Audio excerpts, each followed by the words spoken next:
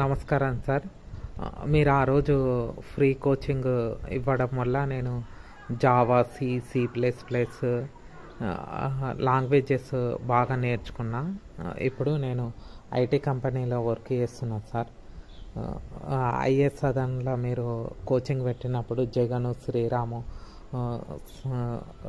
Refer చేసినందుకు నాకు free coaching ఇవ్వడం వల్ల లాస్ట్ 10 years అసెంట్రా హెల్త్ కేర్ కంపెనీలో వర్క్ చేస్తున్నాను సార్. ఇది అసెంట్రా కంపెనీ చేసిన మ్యూల్సాఫ్ట్ ఓఎస్బి.